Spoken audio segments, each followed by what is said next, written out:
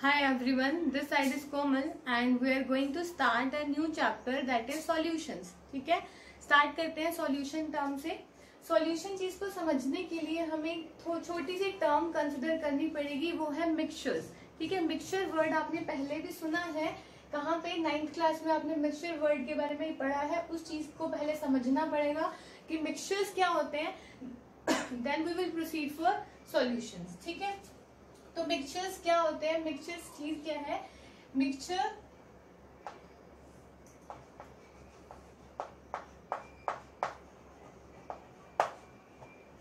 क्या है, when two or more non reacting species.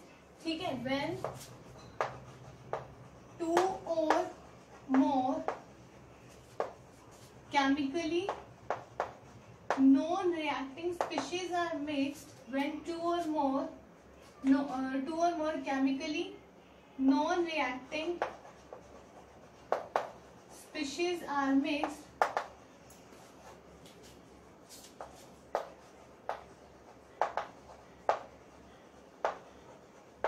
they form mixtures.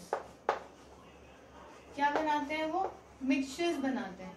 जब दो या दो से ज्यादा केमिकली नॉन रिएक्टिंग स्पीशीज को मिक्स कर देंगे तो दे फॉर्म मिक्सचर्स. मिक्सचर्स होते कितने टाइप के हैं, दो तरह के मिक्सचर्स होते हैं. One is homogeneous mixture and another one is heterogeneous mixture. Heterogeneous mixture. Homo means क्या होता है, होमो का मीनिंग होता है सेम, हैविंग सेम फेस. इसका मीनिंग होता है having same face. And hetero का मीनिंग क्या होता है, having different face. Having different face. ठीक है, मतलब क्या है इस चीज का.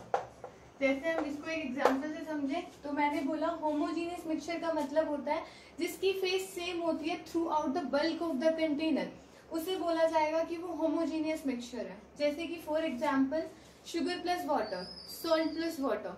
शुगर को पानी में मिलाया, क्या बना, एक होमोजीनियस मिक्सचर बनेगा, क्योंकि उसकी कंपोजिशन जो है through out the bulk of the container, container के पूरे बल्क तक, अंदर तक जो उसकी कंपोजिशन है वो सेम है. ठीक है, तो होमोजीनियस मिक्सचर क्या हुआ, having same face through out the bulk of the container.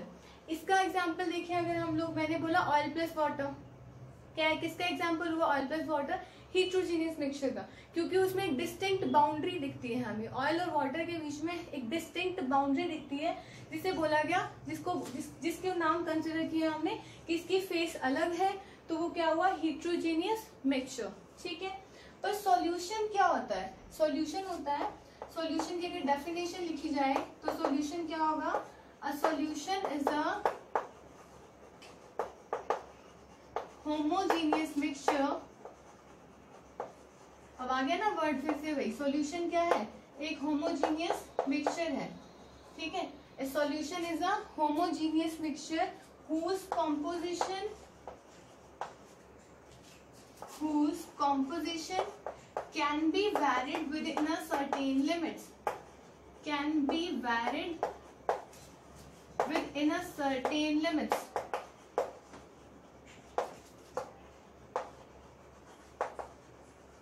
ठीक है, सॉल्यूशन. अब सॉल्यूशन की डेफिनेशन में मैंने सबसे वर्ड पहला लिखा ही क्या, कि सॉल्यूशन क्या है, एक होमोजीनियस मिक्सचर है, मतलब उसकी कॉम्पोजिशन को हम किसी भी लिमिट तक वेरी कर सकते हैं. ठीक है, ये तो है सॉल्यूशन की डेफिनेशन.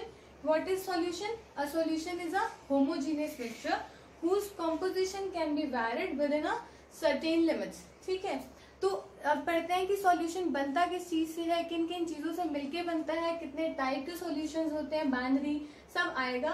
चलो नेक्स्ट स्टार्ट करते हैं, टाइप्स ऑफ सॉल्यूशन कैसे बनता है. ठीक है, तो देखो आगे, जो सॉल्यूशन के कंपोनेंट हैं, the components of a solution can not be separated by the method of filtration. ठीक है, ये ध्यान रखना, components of a solution,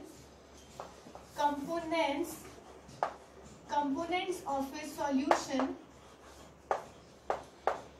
components of a solution cannot be separated by the method of filtration.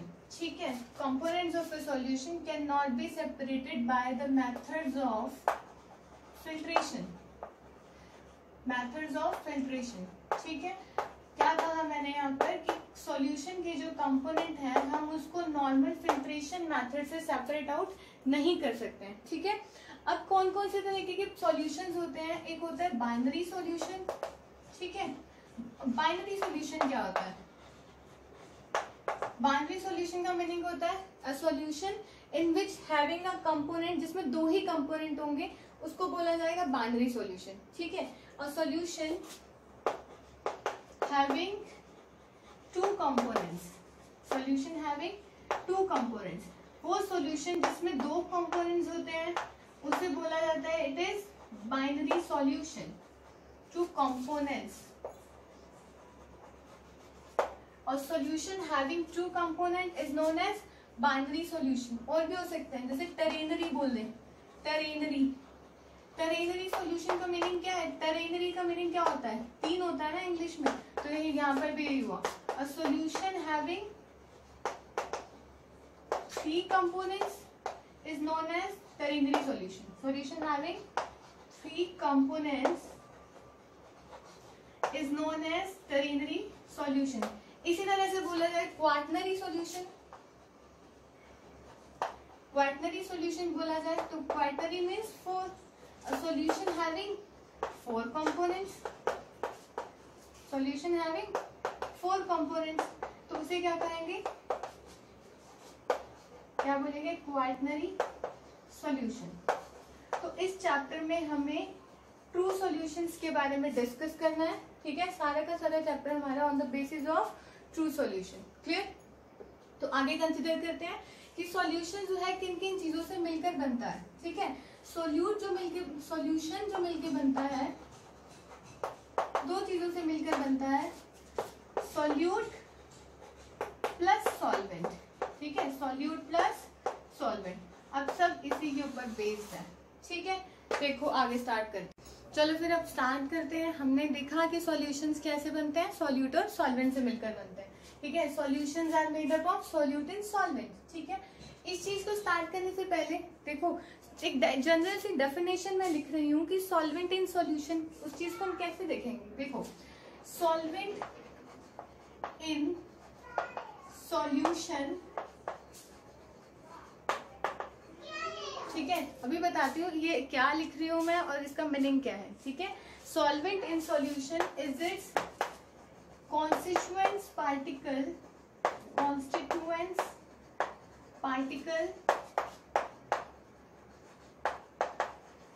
solvent in solution in is its constituent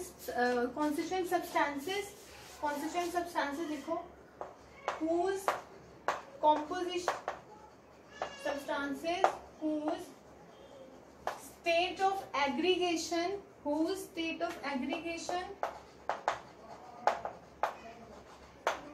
is same as that of solution. Whose state of aggregation is same as that of solution. ठीक है, whose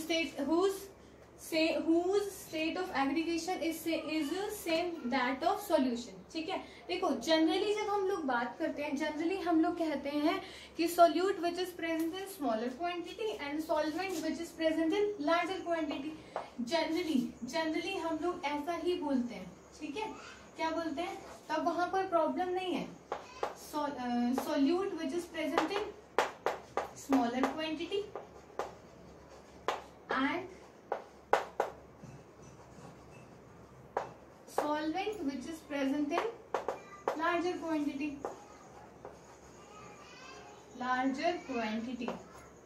ठीक है, और solvent plus solute to make a solution. solvent और solute मिलके क्या बना देते हैं? solution बना देते हैं. ठीक है, तो क्या हुआ जनरली हम ऐसा ही कहते हैं और कोई प्रॉब्लम नहीं होती, ठीक है, ऐसा ही बोला जाता है। Which is present in smaller quantity are known as solute and present in larger quantity are known as solvent and solute plus solvent to make a solution, ठीक है। जैसे हमने शुगर और उसका एग्जाम्पल लिया, वाटर का एग्जाम्पल लिया, तो शुगर और वाटर मिक्स कर रहे हैं तो sugar will be the solute because it is present in a smaller quantity and water will be acting as a solvent because water is present in a larger quantity, ठीक है। लेकिन जैसे कि हमने बात करी for the solid as a solute and liquid as a solvent, ठीक है। मैंने आपको एक जनरल सा अगर मैं इस तरह से एग्जाम्पल दूं, ठीक है, ये तो सिंपल हो गया क्लियर कि सॉल्यूट जो स्मॉलर क्वांटिटी में प्रेजेंट होते हैं, सॉल्वेंट लार्जर क्वांटिटी में प्रेजेंट होते हैं और वो सॉल्यूशन बना देते हैं। एग्जांपल हमने लिया sugar in water, salt in water, ठीक है। इसी तरह से अगर हमने एग्जांपल लिया एक सिरप का एग्जांपल लिया, ठीक है। सिरप के एग्जांपल के अंदर जो हम लोग देखते हैं बहुत ज्यादा स्वीटी होता है ना, मीठा मीठा होता है, तो उसमें जो शुगर प्रेजेंट होती है, शुगर होती है 60% एंड वाटर होता है हमारा उसके अंदर 40%, 40% पानी होता है, 60% क्या होती है उसमें शुगर होती है, ठीक है। अब इसमें इस केस में, इस तरह के केसेस में in which solid as a solute and water is acting, water जो है हमारा लिक्विड, सॉलिड इन वाटर की बात कर रहे हैं, सॉलिड इन वाटर नहीं, सॉलिड इन लिक्विड्स में बात कर रही हूँ, स्पेशली सिरप के केस का एग्जांपल लेके मैं बता रही हूँ इसका मीनिंग बताने के लिए, ठीक है। तो यहाँ पर देखो क्या हुआ, शुगर 60% है, वाटर हमारी 40% है। इसमें क्या है जिसकी विच देखो सॉल्वेंट हम सॉल्यूशन में उस चीज को कहेंगे जिसमें having same state of aggregation as that of solution. इन दोनों में से जिसकी स्टेट ऑफ एग्रीगेशन सॉल्यूशन से मेल खाएगी, इन दोनों में से जिसकी स्टेट ऑफ एग्रीगेशन सॉल्यूशन जैसी होगी हम उसे बोलेंगे सॉल्वेंट, ठीक है। तो सॉल्यूशन के अंदर सॉल्वेंट उस चीज को कहा जाएगा having same state of aggregation which is same as that of solution की तरह। तो सिर्फ सॉल्यूशन में शुगर और वाटर है, ठीक है। वाटर जो होता है आपको पता है लिक्विड है, शुगर आप सिरप पीते हो ऐसा तो नहीं है ना, सबने पिया है, सिरप पिए हैं, हनी टच और ये सब सबने पिया, कैसा होता है वो लिक्विड होता है ना। तो ये भी लिक्विड है, ये भी लिक्विड है, but it is solid. Sugar तो आपकी सॉलिड हुई और ये क्या है लिक्विड स्टेट में, ये भी क्या होता है लिक्विड स्टेट में। तो सॉल्वेंट सॉल्यूशन में उस चीज को कहा जाएगा जिसकी कंपोजिशन सॉल्यूशंस में सेम होगी, having same state of aggregation as that of solution. तो इसकी स्टेट ऑफ एग्रीगेशन इससे इस सॉल्यूशन की तरह सेम है, तो इससे बोलेंगे कि ये क्या है सॉल्वेंट है, ठीक है। In syrup solution sugar is acting as a solute and water is acting as a solvent. अब अगर आप परसेंटेज के बेसिस पे देखोगे तो आप ऑब्वियसली इसको सॉल्वेंट बोलोगे, इसे सॉल्यूट बोलोगे, पर इस डेफिनेशन के अकॉर्डिंग चलना है which is same state of aggregation as that of solution. अगर आप बोलोगे फिर आप ऐसा भी बोल सकते हो कि आपने अगर अभी शुगर इन वाटर का एग्जाम्पल लिया, सॉल्ट इन वाटर का एग्जाम्पल लिया, ठीक है।